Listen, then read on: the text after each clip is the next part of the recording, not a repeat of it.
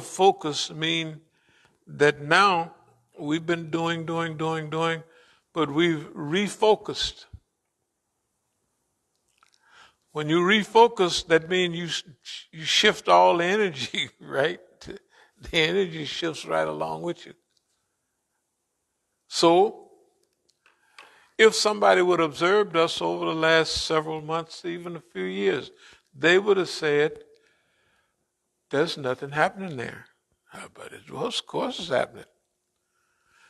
Why? Longevity has its purpose. Long range. Over a long period of time, you can make people make all the mistakes in the world because it's over such a long period of time. And they're forgetful. They're forgetful. The system is forgetful. Yes, it keeps notes a lot. And it knows what it's done to you.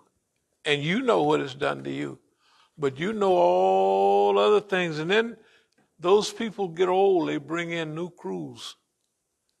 And the new crew don't know the institutional memory. Like we wore down 3 shifts of Peckerwoods, just 3 shifts. And this would be the 3rd shift of Negroes too. You know, when you go back in that first shift, they just knew this was like one of the guys told me in '86. You don't know what you're getting yourself into because this is a major snitch, and I'm telling you, well, that's it, homeboy. He just looked at me. You don't know what you're getting yourself into. I said, shoot. They had the door surrounded. They had everything surrounded, and we automatically know it. It means that we got our work cut out for us. That's why in '86 we said the same thing. When they messed with some of our property, we said, that's wonderful. It was '86. That's when we switched to the type of flow that we're into now. Then, '86, whatever that was that 35 years ago? It sure was. Now, other people, you got to remember now, a lot of people not even 35 years old. What I'm trying to say is, we always use the term, look, they didn't give our people no time. The thing we knew that we needed. Now, we didn't have no program that we want to stay around and we're going to mouse around and we're not going to take no chance. We didn't do that. We took our regular chances and extra. But longevity, you know what I mean? Protractedness. There's something American Negroes never had that. We just never had that. Where we could go away from the white man and think and plan. So that's why I had to leave the country, but I brought Boss Man right along with me. But I knew, hey, long as you know, it's all right. How you going to manipulate the system and manage the system? You have to know it. You can't get lucky once in a while. Okay. Transfer of focus, transfer of energy. They say the long game, they say China has a long game. They say America has to do everything within a quarter. People they want to get paid that quick. I mean, you can't invest nothing. You can't invest nothing. You have to. You could buy a big company and then you sell off all the stuff, or do something dumb. You know. Anyway, let me speed up. Visionary Negroes, longevity Negroes, protracted Negroes. All within the body of Negroes. Visionary Negroes. This is one of the whippings that you can administer to the system, because they think that the only vision that a black person have is the picture that they gave him. Success is what they call success, right? And you can look at all of them. The most unhappiest, suicide-prone people is people that's living that dream. They're living it. The more they live it, the worse life is, because they said, I'm not happy. What is wrong? And they can't figure it out. Everybody in Hollywood got psychiatrists. The psychiatrist sitting there with a dress on and a boy and fingernail polish, and he don't. He talking about blind lead the blind. It's okay. People live what they want, do what they want. But I'm saying, a stable life, a focused life, they have no idea. And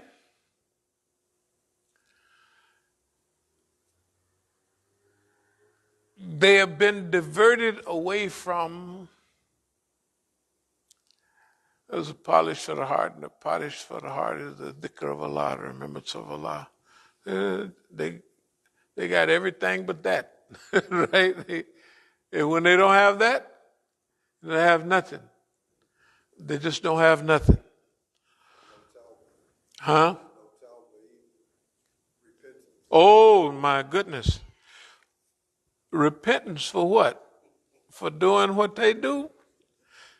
There's no need for it. What repent? You mean religious stuff? Visionary Negroes. See, this is where we beat them. Look, I don't care what nobody say.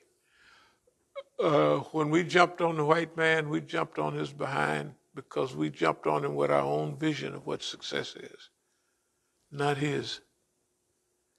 That's why he caught. That's why everybody's caught. All my friends is caught.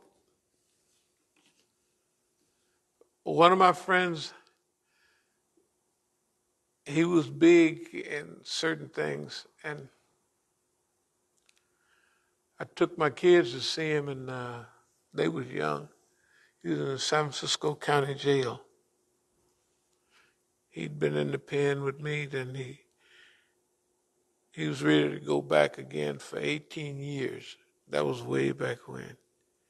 He got out after doing that, and he went back for that same length of time type. He just got out on, I saw, they sent me a picture, he just got out on a compassionate release. They got in the federal pen now that you can put in for old folks. These guys, and they showed me the picture, he's driving the new car his son bought for him. And he was big. But that's the problem, he was big. So once you taste that, if you don't get enough of it, you think that that's life, getting back to that. And I've seen so many sad people. The ones that were lucky, the ones that wasn't killed.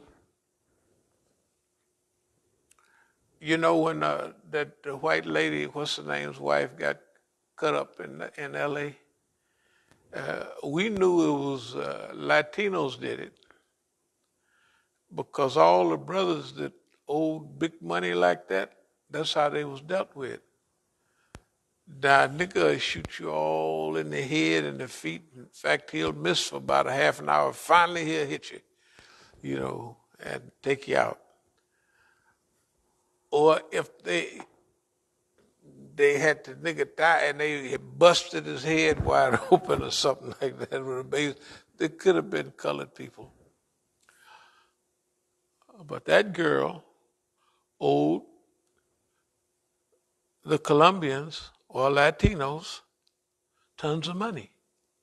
And she could get more and more. She was a cokehead, a dope fiend. Excuse the language. She was a dope fiend bitch, as they call her. She's a dope fiend white bitch. There's nothing more scandalous. They just, I'm not, they look okay. Anyway, so she owed them money. They're the ones that kill her. You can't kill no, there's two people dead, right? You ever try to chase a woman around and beat her up? Women have tried sometimes. No, don't try. That's bad. They have defensive mechanisms. They know, they throw their hands up, they and it's strategic. You know, when they're under pressure, all their moves are strategic. They are. Remember when your boys would be wrestling with his wife? When they would be here in the Masjid, they'd all be, remember they all, look, if you think you just got a nice little dainty daughter or girl, hey, I'm sorry. That child, tell the truth. I used to look, I said, that's a girl. Hey, the boys didn't have there was no compassion or like separation of the sexes. They body slammed each other, but you could watch. Some people know how to zzz, right? Zoop right back at you, right? You've seen it though. I mean, I've seen it. Yeah, okay. Look. If you beating the boy up, she gonna jump out of the window and get away. If you beat her up, he's a physical fitness expert. He's gonna be on. You're gonna have bites and scratches, and you're gonna be punched up. Right? He's a physical fitness expert, right? It's not possible. They tell the white folks. I said, see, you got to be in the game to know. They cut them up. They sliced them up. Boy, that's their MO. They do that. Negroes don't do that. He get mad. If they would have said that they busted the fat off that lady's head, said nigga probably did it. He shot her 200 times. There's a chance. But cut her all up and cut both of them. How are you going to get both of them and cut them up? It was a group of people, held them people and cut them up. Because I don't know if y'all ever been in hot spots, but if it's a girl in the room and when you move on him, she gone. You're going to have tennis shoes on to catch her. You can't catch her. She's going to jump out of the window and she's going to land fine. Don't worry. Don't worry. They got that stuff in them. You know what I mean? Anyway. So let me get back to the story here. Visionary Negroes, longevity Negroes, protracted Negroes. Now, by the time Eid come along, we're going to have regional recognition by Eid time. Because by that time, we'll have crews, at least 3 crews going out, maybe 4. And I'm going to go out to California. I'm going to put all that stuff on hold. There ain't no hurry to do that. And it doesn't make a difference, I just run out there, pay a little taxes, and run right back. I'll go out there next month. Just for a minute. I ain't going to be there a couple of days. That's it. Be right back here. We won't go out there. At the earliest, it'll be post-Eid. All of this period between now and Eid is build-up time. So what does it look like? Post-Eid, regional recognition by Eid. In other words, you could tell by now, we just go out once or twice, right? Imagine by Eid going out every week. We're definitely not going to waste time with 2-3 people here for no Juma. We're going to be out busy. At minimum 2 teams, usually probably 3 and maybe 4 teams of fundraisers.